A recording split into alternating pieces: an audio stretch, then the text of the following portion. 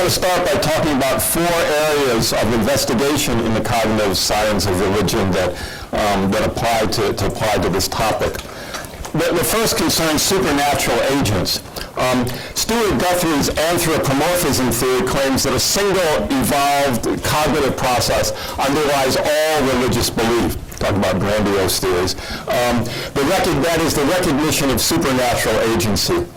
For Guthrie, this belief in supernatural agents is a byproduct of a set of evolved cognitive tendency that developed in the course of evolution because they helped our earliest ancestors survive and reproduce.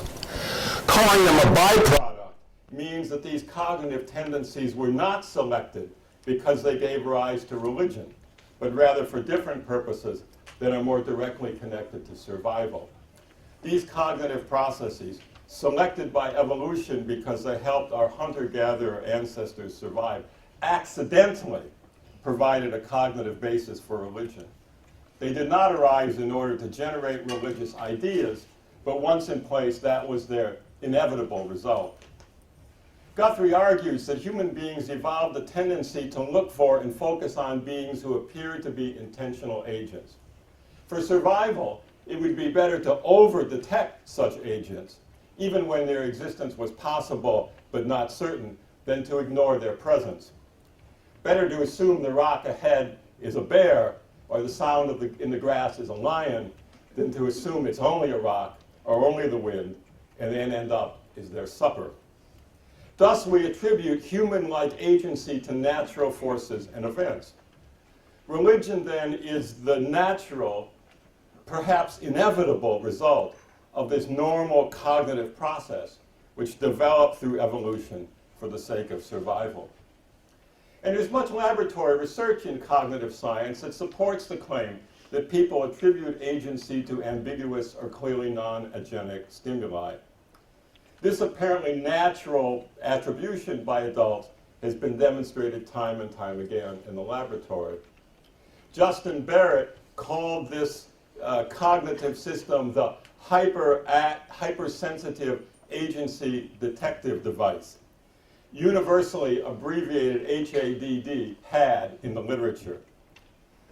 Like most of our naturally occurring cognitive processes, unless we consciously work to override it, the HAD unconsciously, automatically delivers to us an experience of agency in the face of ambiguous stimuli. Cognitive scientists who seek to explain religion rely heavily on the idea of a HAD as a major cause for belief in supernatural agents, both in children and adults.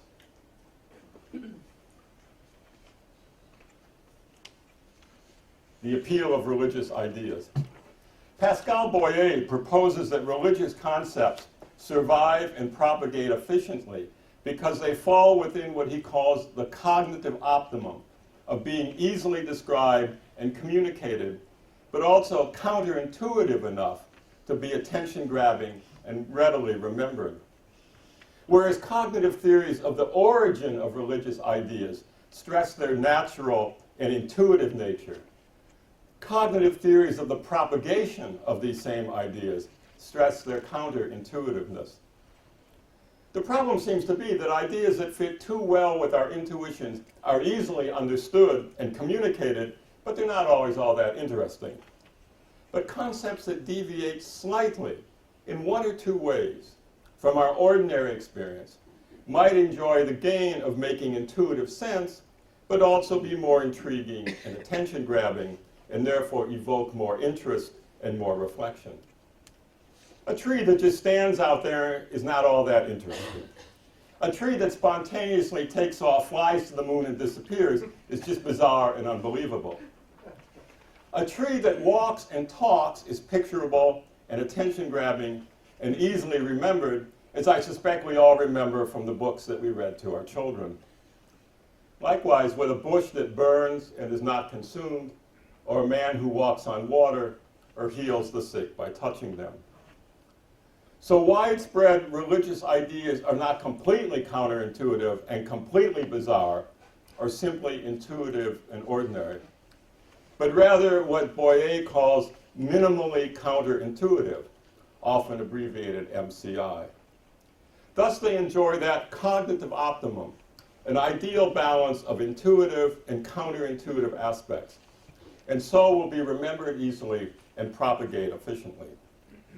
So religious narratives must contain enough normal elements to be believable and imaginable, but one or two elements that violate our normal schema for how the world works, and that will make them compelling and memorable. Life after death. Paul Bloom argues that our cognitive processes inevitably make us what he calls intuitive dualists. Bloom claims that we have two representational systems in our cognitive system that can conflict.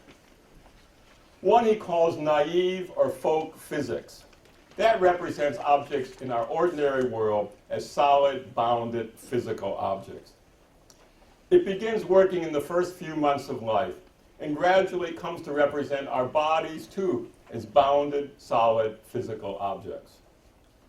The second system he calls naive or folk psychology. It represents the world as filled with agents with minds. It begins as soon as a child comes to understand that human beings have minds. That is, that they have thoughts, feelings, intentions, and so on. This representation is often called a theory of mind. Not a theory about the mind, but a theory that other beings have minds. Now, Bloom argues that these two systems, folk physics and folk psychology, develop in children at different ages, have, he claims, separate evolutionary histories, and process different types of information. Thus, he suggests they are only loosely connected and may even conflict, especially when considering our self-experience. This loose, even conflictual relationship between these two representational systems gives rise, Bloom says, to an intuitively dualistic theory of human nature, or at least makes such a theory appear compelling whenever someone encounters it. For Bloom, some kind of afterlife belief is the natural and inevitable extension of folk psychology and intuitive dualism. Teleology. Deborah Kellerman and her colleagues have demonstrated that children engage in what she calls, in an absolutely wonderful phrase, promiscuous teleology. They see design and purpose everywhere in the world, beyond what adults normally see. They naturally express teleological concepts to explain the origin of living things, like plants and animals, and the origin of natural things like trees and rocks. And not just children.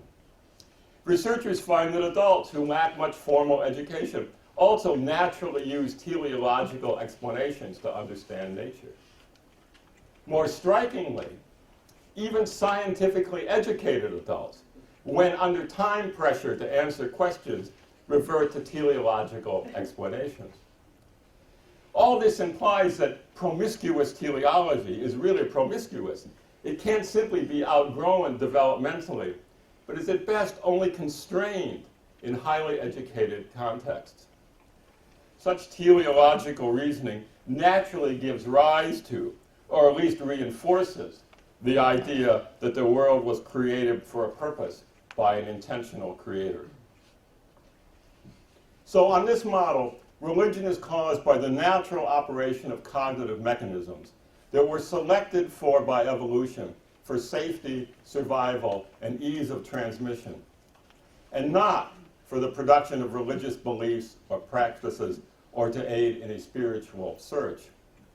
Our predilection to believe in supernatural agents results from the necessary overactivity of such cognitive systems.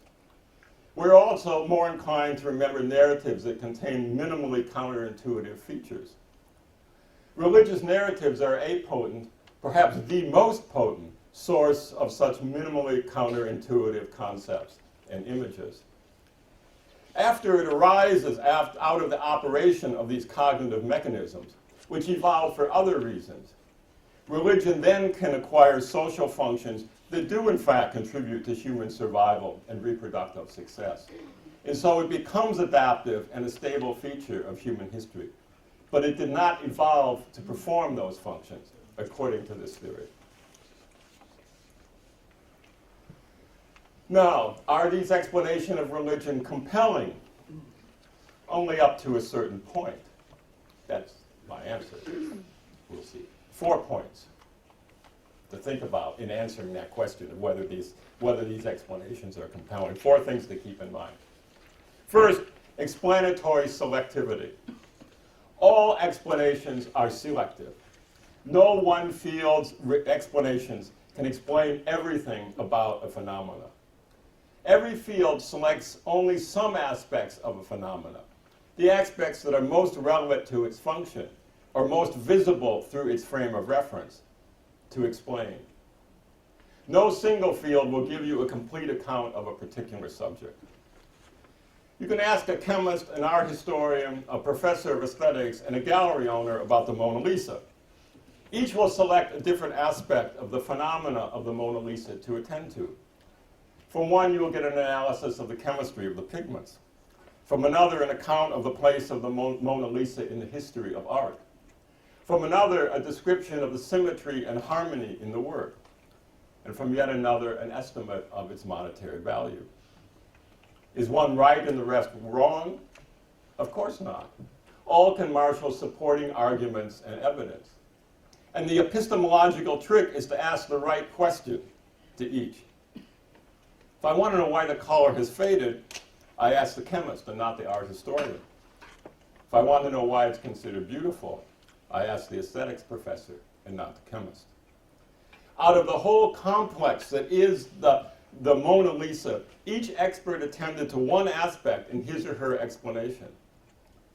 And the point here is not who was correct, all have some supporting evidence, or which explanation was more important. All these factors have clearly played a part in the history of the Mona Lisa. My point is that each explanation required selecting one facet of the phenomena of the Mona Lisa to focus on. And that is characteristic of all processes of explanation. They're always selective. Now, part of considering the cognitive science of religion is to probe it for possible relevant and important factors that are ignored in its theorizing and that render their explanations of religion not necessarily wrong, but incomplete. This inevitable selectivity in our theorizing should generate what I have called elsewhere epistemic humility, where we acknowledge the limits of our assertions that we make and take those limits into account when we discuss our assertions and those who disagree with us. Recognizing the inevitable incompleteness in all our accounts should constrain us from making exaggerated and grandiose claims on behalf of those accounts. Explanatory background assumptions. All explanations are constructed against what some call a background. I might claim to explain the nature of the substance we call water by saying it is made up of elements of hydrogen and oxygen. I can demonstrate this by passing a low voltage electric current through a sample of water, break it down into 2 components, easily identified as hydrogen and oxygen. But constructing and understanding this elementary chemical experiment requires knowledge of molecular chemistry, what chemical elements are, how they bond together, the role of energy in making and breaking chemical bonds, and many other things as well. These concepts are part of the necessary background of understanding the explanation of even the simplest experiment from the first semester of high school chemistry. Without them, the claim that a glass of water contains 2 invisible components would be literally meaningless. In order to understand an explanation and to find it convincing, I must share the same background. Or to put it another way, an explanation is only as convincing as is the background against which it is constructed. If for some reason I didn't share a background in molecular chemistry, the hydrolysis experiment would certainly not convince me that water was H2O. If for some reason I was skeptical about Euclidean geometry, going over the steps of the Pythagorean theorem would not prove anything to me. So every explanation and every proof for that explanation requires a context and a background of tacit assumptions. Finding the explanations of religion proffered by cognitive science compelling requires sharing their background assumptions. This is true of all scientific work. The background is part of what cognitive science refers to as the tacit or intuitive cognitive system, whose operations are also often outside our awareness. That's the material we take for granted, consider obvious, or feel as self-evident. Now, we ought to think about what sort of background would make compelling the use of cognitive science to subvert religious belief. I will suggest that that background appears to be the claim that physical science is the only valid way to see the world. What is such a claim? Is it an assumption necessary to the conduct of science? Clearly not, since many who have done unquestionably brilliant work in science from a variety of fields have not shared it. Is it a conclusion based on evidence? Certainly not. No conceivable experiment could prove it true or false. It is simply not falsifiable. So what is it? It's an article of faith. It's a creed. Presumably, it's found compelling by some people because of the operation of the same implicit, tacit, perhaps unconscious cognitive processes that are at work in our acceptance of any outlook or frame of reference. So the real clash here is not between cognitive science and religious faith, but rather between two creeds, two possible backgrounds within which cognitive science can be interpreted.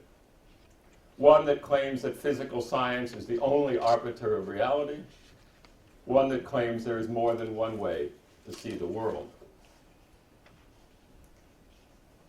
A question of method. The methodology employed by cognitive science often involves breaking religion down into its component parts. In one sense, this is simply the method followed by almost all natural sciences. Chemistry involves breaking down, that's what the word analysis means in Greek, compounds into their component parts. Water into hydrogen and oxygen, salt into sodium and chloride. So likewise, cognitive science analyzes religion as a compound of beliefs about supernatural agents, teleological causes, non-physical souls, and so on and so forth. Fair enough for the purposes of investigation. Something is gained, but something is also lost. In the actual lived life of religion, all these compounds fit together and work together to produce a lived experience that is not simply all these fragments occurring side by side. The gestalt that is the life of religion, which is more than just a list of cognitive components, gets overlooked in such an analysis. Now, this is not an unusual claim even in the physical sciences. Water clearly has properties that isolated atoms of hydrogen and oxygen lack. Salt clearly has properties that individual sodium and chloride atoms could not possess. While there is a lot of current discussion in the scientific and philosophical literature about what is called emergence, we heard some of that 2 weeks ago in this room, what I have said here is not really controversial in natural science. Virtually everyone agrees that interacting systems have properties that their components sitting side by side lack. So there is no reason not to think that religion has properties that go beyond its individual cognitive components. The complexity of the life of religion is lost in this abstraction of a few concepts, God, souls, teleologies, which are then made to stand for the whole phenomena. You can study the basic structures of a cell, the membranes, the proteins, and so on and so forth. Very important work. But it would be ridiculous to claim on that basis alone that you've explained biology. You've explained a tiny fraction of the whole field. You've not touched on how cells combine, how organisms form, what functions biological knowledge might serve. You have not explained biology. Likewise, helping us understand some of the cognitive processes at work when a person says they believe in a concept called God or the soul can be very interesting. But do not claim that you have thereby explained religion. You have said nothing about how such concepts might relate to others in religious discourse. You've said nothing about how these concepts actually function in the life of the believer. You've missed the transforming impact of practices whose meaning is not primarily referential, but rather transformational. By your fruits you will know them. As well as any possible forms of knowing that are not primarily sense data driven. Now, Pascal Boyer, in a 2008 article, rejects the argument I have made and calls the argument that religion may be more than the sum of its parts, quote, pure advertising. Ladies and gentlemen, that statement is pure rhetoric. No direct evidence is provided, no logical argument is proposed. Instead, Boyer refers to the modular theory of the mind. He says, and I quote here, "These domains that make up religion remain separated in human cognition." Now, the claim of a radical modular separation at the neurological and cognitive levels is very, very contested. And I must tell you that I, for one, do not find it convincing for reasons that are far beyond the time limits of this lecture. But Boyer's claim that these modules are separated in such a way that the gestalt of religion cannot possess properties that go beyond its individual cognitive components, that would require a degree of modular autonomy that goes far beyond what is currently held to be the case in cognitive neuroscience. Boyer's argument here, and much of the writing in cognitive science of religion, identifies scientific explanation only with claims about underlying mechanisms. Now, that's certainly a type of scientific explanation, and it certainly should not be neglected.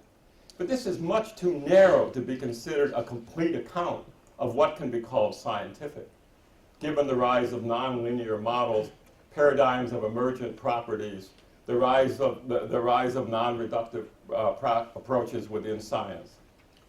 Today, as probably virtually everybody in this room knows, fundamental physics, biology, organizational theory, nonlinear dynamics, neurology, all rely on scientific models that study an interacting system's holistic and emergent properties.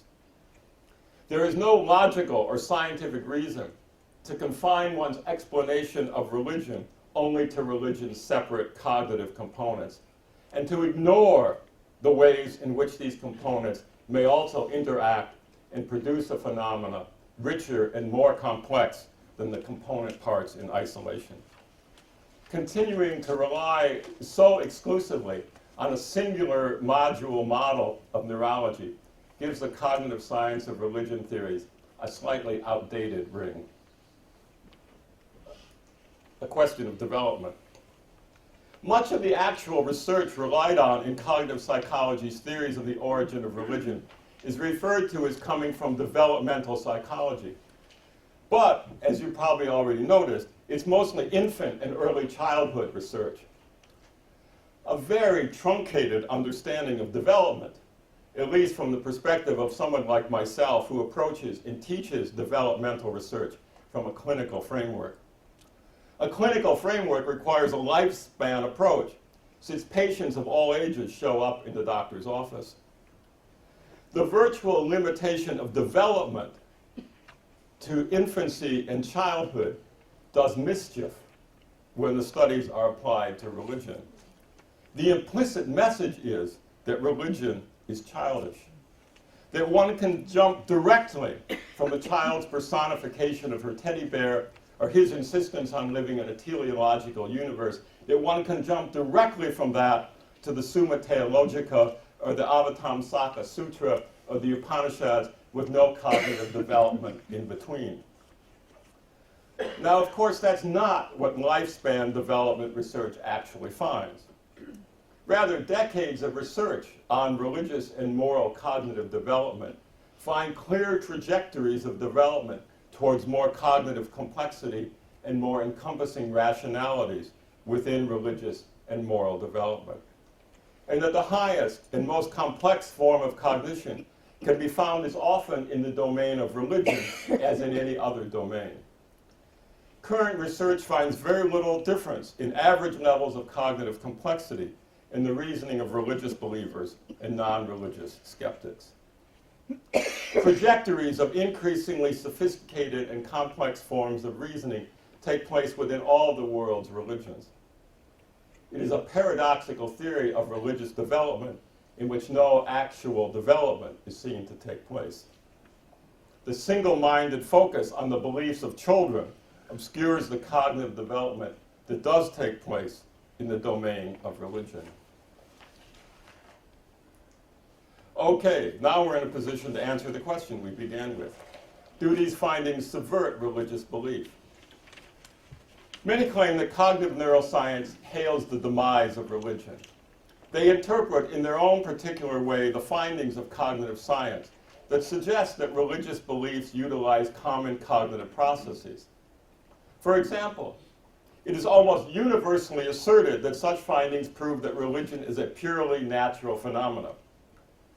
Clearly, these findings do no such thing. All they suggest is that natural human processes are at work in religion, something no one denies. That does not logically entail that only natural processes are present. Rather, it simply entails that some of the processes involved in religion are natural human cognitive processes. If it should happen to be the case, and I'm not arguing it is here, but logically, if it should happen to be the case that there are also non-natural processes at work in the development of a religious outlook, a purely naturalistic method would never find them. Such claims are one example among many of the interpretive overreach that is often at work in this discussion. Cognitive science finds common human processes at work in religion. That's it. Logically, it does not, logically, it cannot go beyond that to eliminate all other possible factors. Those seeking to use cognitive science to subvert religion seem to assume that if natural processes are at work, nothing else can be. But no argument is offered to support that assumption. Why the assumption that there must only be one set of causes or influences at work in the world? Why the assumption that the world is not complex enough to contain a plurality of causes? Can we not count beyond one? Such findings cannot be used to prove, in a strong sense, that religion is simply a natural phenomenon. Rather, these findings assume that religion is a natural phenomenon. That assumption is necessary in order to do scientific study of religion. But having started by assuming that religion is a natural phenomenon, one cannot then turn around and say that cognitive science proves it. To argue that way is to mistake your conclusion for your premise. The cognitive science of religion uncovers common cognitive processes at work in religion. Now, some people then deploy these findings as part of a particular rhetorical, not scientific, but rhetorical strategy. For example, in a 2003 article, Jesse Bering refers to religion's reliance on our cognitive processes as, quote, pirating aspects of human cognition, and as a parasite on human cognition. And then he labels religion as an epidemic. Religion here is theft and illness. In a 2008 article, Boyer repeatedly describes religion's reliance on cognition in this way. Religious concepts and activities hijack our cognitive resources. Hijack? These methods certainly make religion sound nefarious. Terrorists hijack planes, robbers hijack cars, pirates rape and pillage, epidemics kill.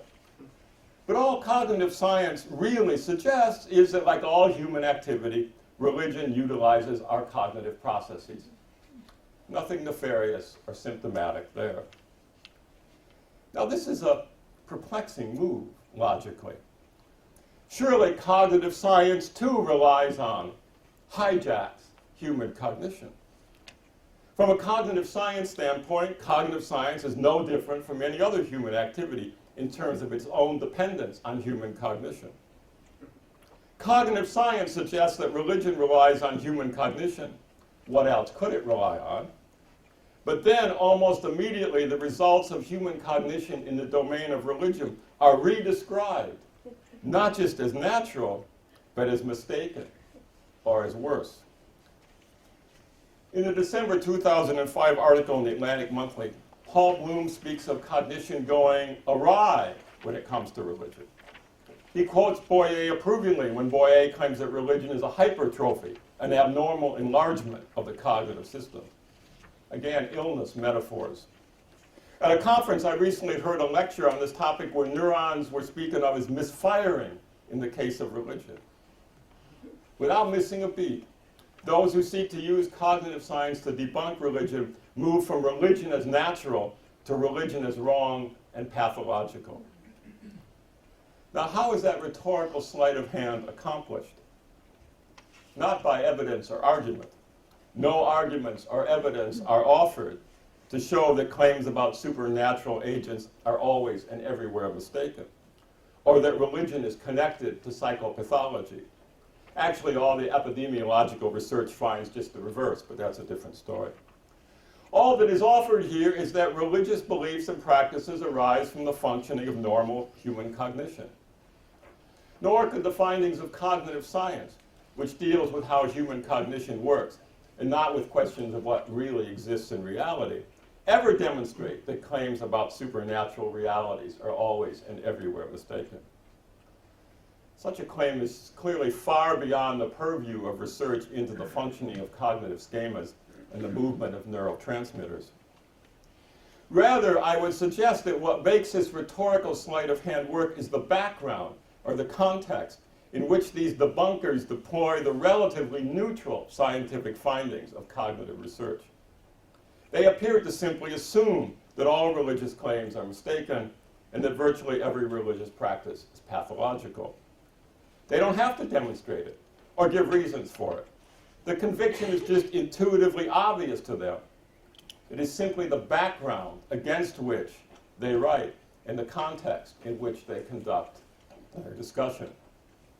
For example, after arguing that the belief in consciousness existing apart from the body results when our cognitive system, quotes, overshoots, and so infers things that do not exist. In his Atlantic article, Bloom addresses the obvious question, well, how do we know that that belief represents an overshooting and an over-inferring of cognition? He offers no evidence or argument to support his assumption that such a claim is mistaken. Rather, he simply appeals to authority. Such a notion, he says, clashes starkly with the scientific view. Again, no discussion is offered about the sense of in which that asserted clash might be correct. No evidence is offered that it is correct. Rather, it's just baldly stated. But then Bloom immediately realizes that his cognitive system is overshot and over-inferred. And he says correctly, I don't want to overstate the consensus. There is really no accepted theory here of how consciousness arises. Now, I much appreciate his attempt at nuancing this rather large, overly general claim on this very complex topic. And my point here is certainly not to take up the mind-body problem. I only want to point out that for Bloom, an appeal to the scientific view, as he understands it, should close the case. No further reasoning or critical analysis is required. The same appeal to scientific authority occurred earlier in Bloom's article. In reflecting on the, quote, embarrassment that so many people still believe in God. It's so embarrassing.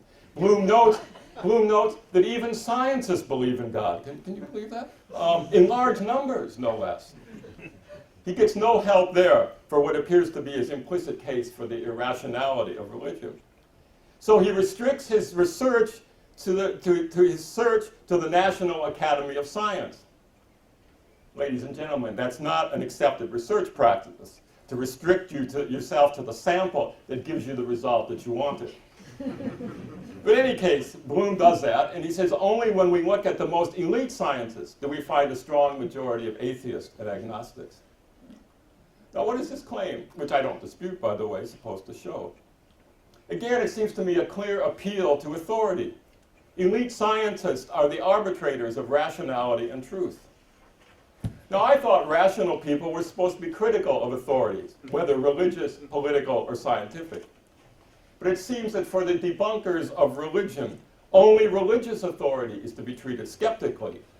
Elite scientific authority is to be accepted without question, even when it's being cited in areas far beyond its competence, like the existence of God. Boyer concludes his article by asserting, and again I quote here, religious thinking seems to be the path of least resistance, he says, for our cognitive system. By contrast, disbelief is generally the result of deliberate, effortful work. This is the contrast between, quote, religion is natural, science is unnatural, That's the title of an article by Macaulay that's often cited. And this contrast about religion is natural, science is unnatural, runs throughout the writings of those who seek to debunk religion. The contrast is again, based mainly on research on children's cognition, which suggests that convictions about supernatural agents, intuitive dualism, promiscuous teleology thinking come naturally to children.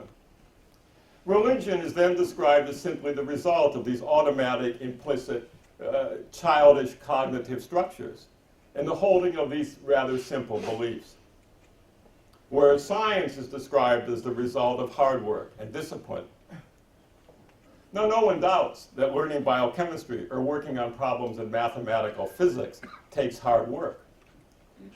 But no one who trains in yoga or martial arts as a spiritual practice, or who goes on 30-day Zen retreats, or studies the Upanishads, especially in their original Sanskrit, or Nagarjuna's Madhyamika, or Aquinas' Summa, would recognize that as a description of their religious practices.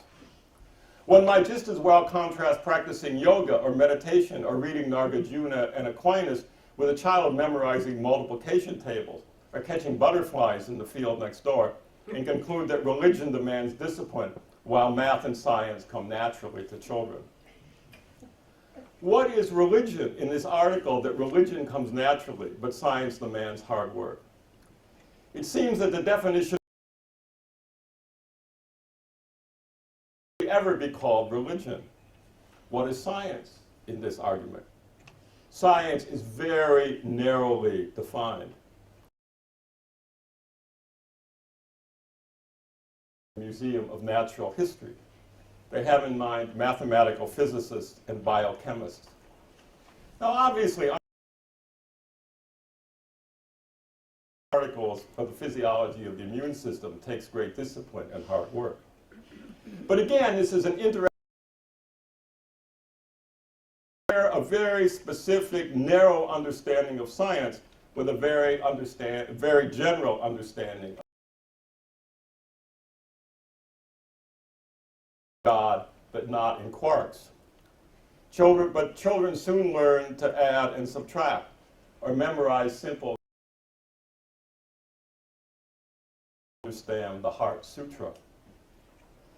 Besides being a rhetorical strategy, this cognitive research to implying that religion is everywhere mistaken is a lie. In science, we learned that religious ideas and behaviors utilize human cognitive systems. The same is no doubt true. We usually say that that tells us something about the truth claims found in those domains. A person who studies the motivations that make a person interested in the question of whether there is life on Mars would be, to paraphrase a statement I heard from Justin Barrett, a person who studies the psychology of people, the motivations of people who are interested in life on Mars would be flabbergasted if someone said his research answered the question of whether there really was life on Mars. A person who studies the motivations that propel a person to be a physicist would be flabbergasted if someone said, well, your research answers the question of whether string theory is correct. Somehow religion is different. The debunkers say that learning about the motivations that propel a person's religious practices implies that religion is false. But the whole point of cognitive science, of religion, is that religion is no different cognitively from other human activities. Yet when it comes to religion's claims, it is treated differently. There's a double standard at work here, but no justification is given for that double standard. For those who seek to subvert religious beliefs, that double standard requires no justification. For them, religion just is different. It's a criminal act. It's a disease.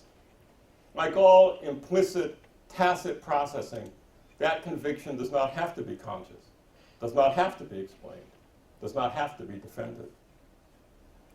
So in conclusion, if we stick to the actual research conducted by cognitive scientists studying religious belief, we get 5 modest but important claims.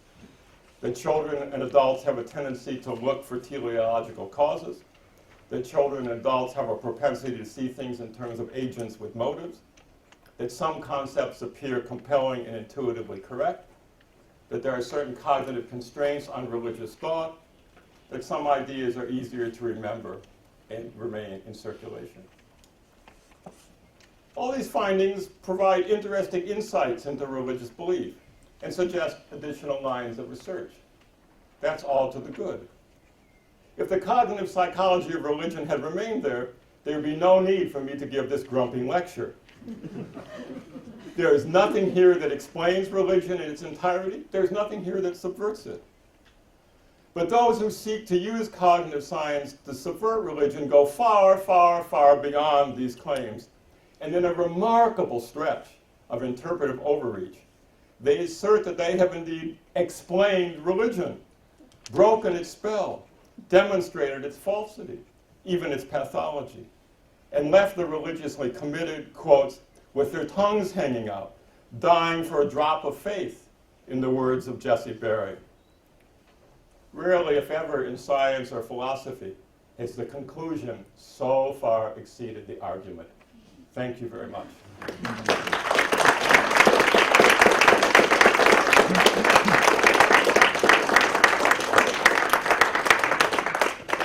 Thank you, Jim. That was great. We're going to have questions now. Nell's got a microphone, so if you put your hand up, I'll point at you and she will bring you the microphone. So if you could ask the question into the microphone, please. Questions? Gentleman at the back there.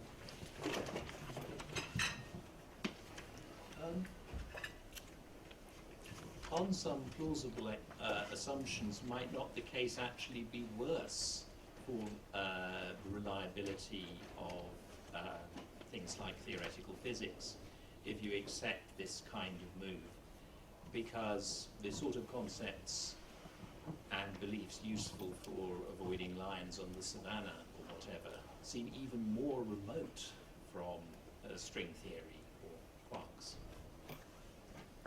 Yes, I'm sure that's true. I mean, this whole contrast between science and religion that runs through there, as I've said, is really quite strange. But the argument is that yes, of course that's true, and that just demonstrates that science is really hard work, whereas religion, quotes, comes naturally. But again, as I said, the contrast between what they refer to as science and what they refer to as religion is they're totally not comparing the same things at all. And so this is not a useful avenue into discussing the relationship between science and religion, as far as I'm concerned. This cognitive science model. So thank you. More questions? I'll start at the back.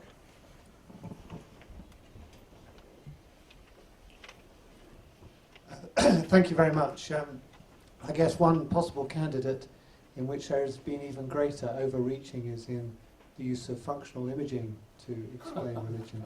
But my question was this: so you've described the phenomenon of people overreaching the right boundaries of scientific interpretation to comment on religion.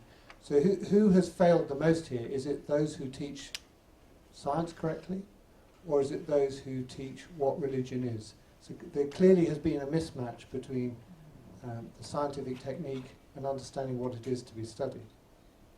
Well, I think, in my experience, which is just anecdotal, right? I don't know any studies of this, but in my experience, it's a small group.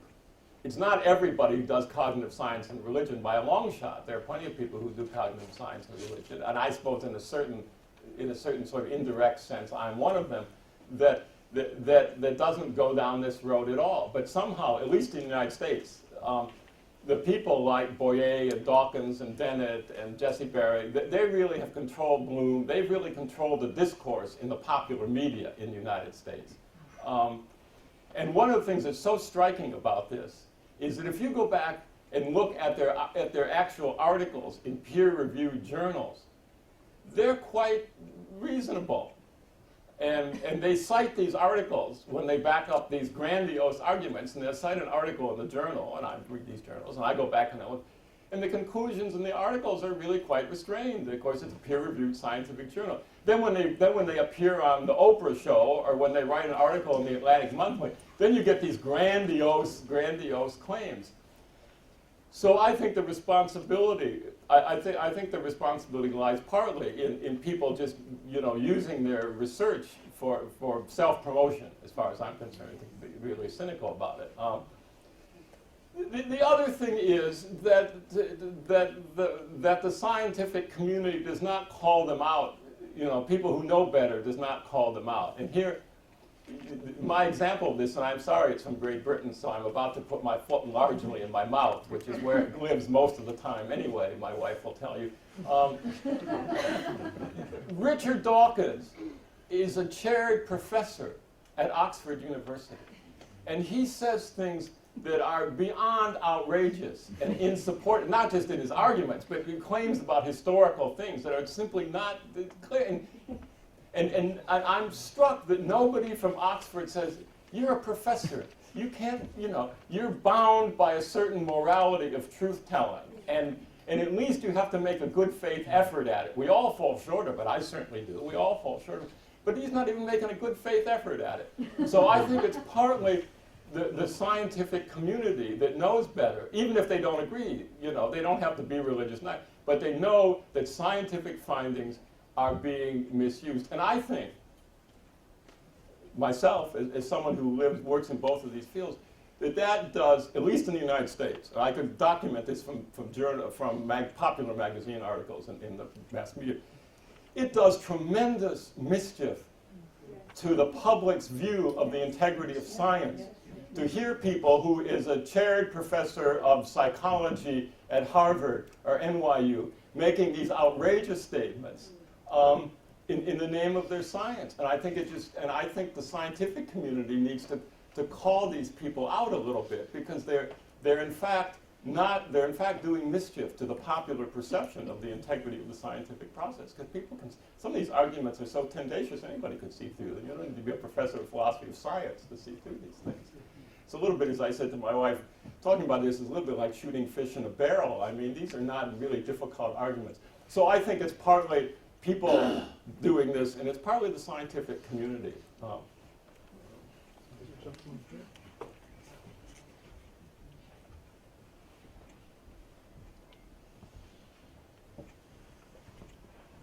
Two people come up to you. One of them says that when he takes some certain drugs, he has wonderful experiences of the divine. His companion says that he's a skeptic and doesn't believe any of that, it's just the drug.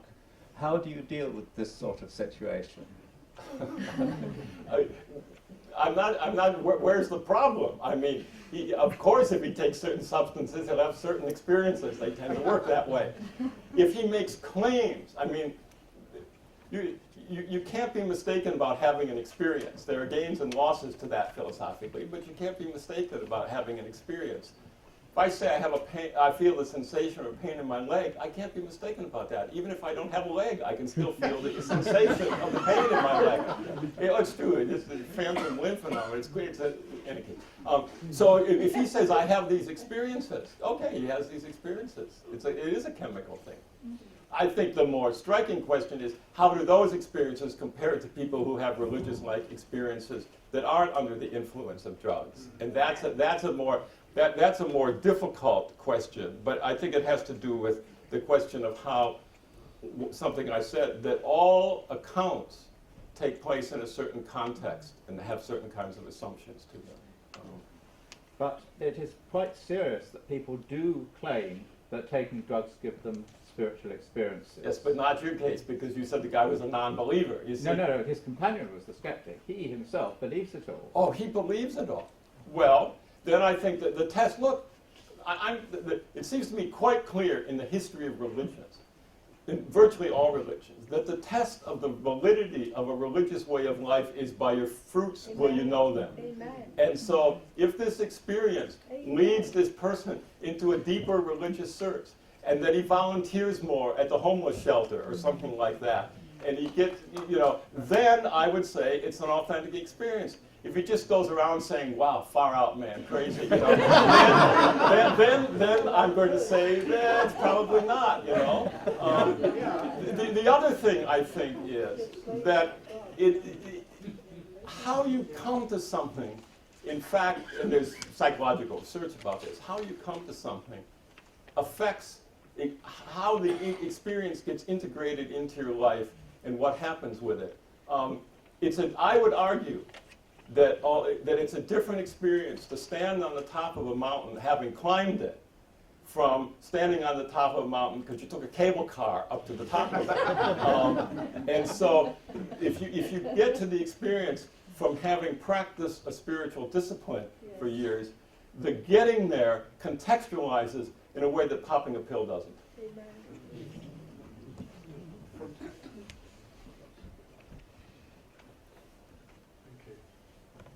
Well, I just wanted to say something about Dawkins. The great thing about Dawkins is that he's in the other place.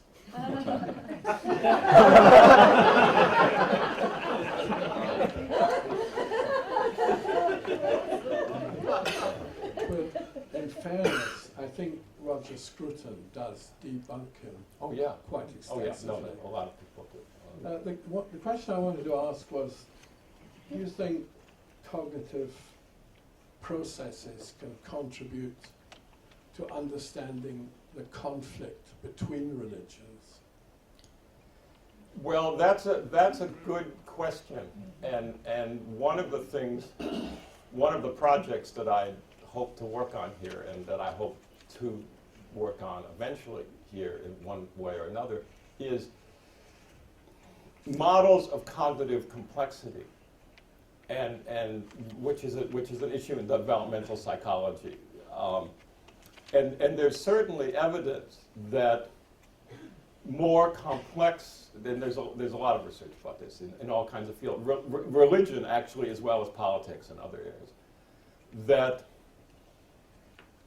developing more complex ways of thinking about a conflict or thinking about an issue, doesn't have to be a conflict, contributes to more possibilities of reconciliation, or at least of understanding. I mean, and I think that's one of the, I'm very interested in applying those models to the science and religion discussion. The conflict between religions is, well, the science and religion conflict is complex too, but the conflict between religions is also, but I think one way of understanding, it's not the only way, but one way of understanding the conflict between different religions and the rise of people who really drive religious conflict has to do with not intelligence in an IQ sense, but levels of cognitive complexity. How many different variables can you bring to bear on a topic?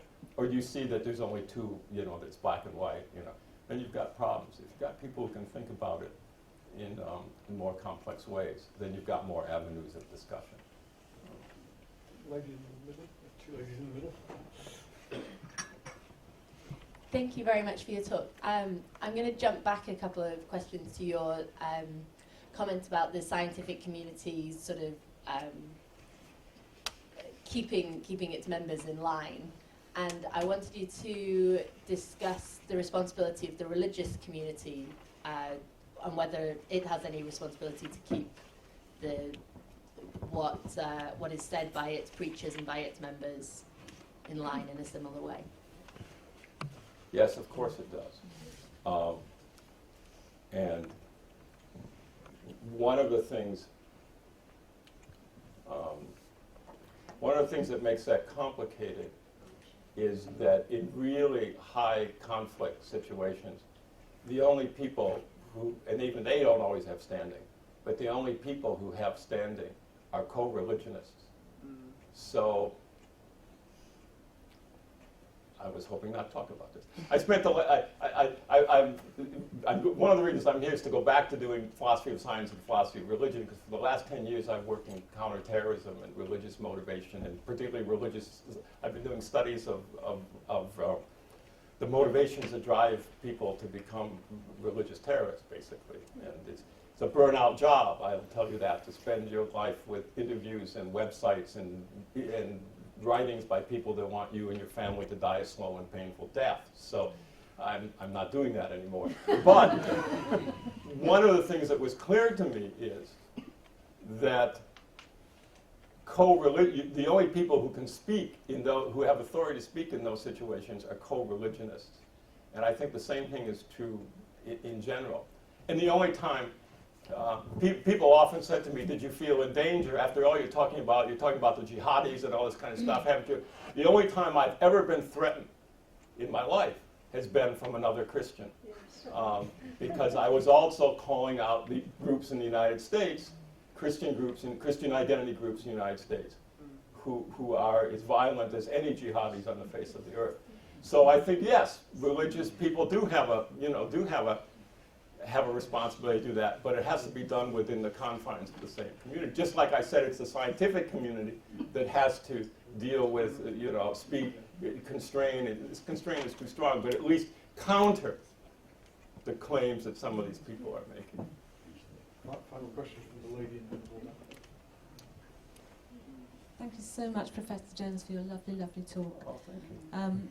My question was really back one previous question, I think, which was you've given us some ideas about the kinds of holistic ways that cognitive science has talked about the development of faith in humans generally. And I wondered if there's anything that cognitive science can talk about the development of in faith in a human particularly. Why does this person believe in such a way as opposed to why that one doesn't? Or can cognitive science contribute to that debate? Generally, that's a very good question. I thought you were going to ask a different question. I thought you were going to ask, did they concentrate on particular religions rather than religion in general? Because they tend to talk about religions in general. I think the short answer is no, because cognitive science, and this is partly, it's modeling on a certain understanding of science, which may or may not, everyone in this room may not agree is a good model for what science really is, in the 21st century. But their model of science is that it must find universal laws.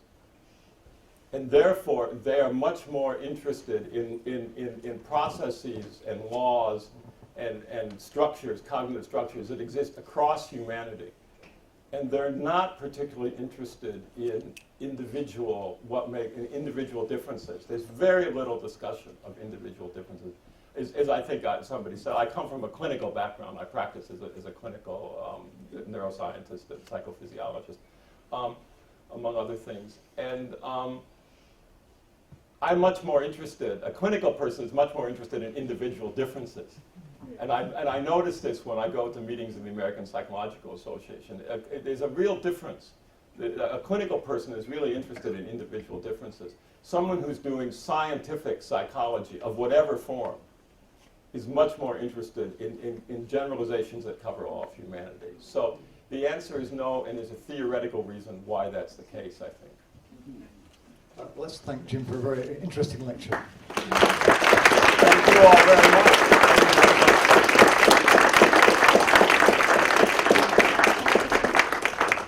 Just a reminder, do take advantage of the bookstall, and the next lecture is 2 weeks today by Tim O'Connor on emergence in human persons. I hope to see you in 2 weeks' time. Thank you very much indeed.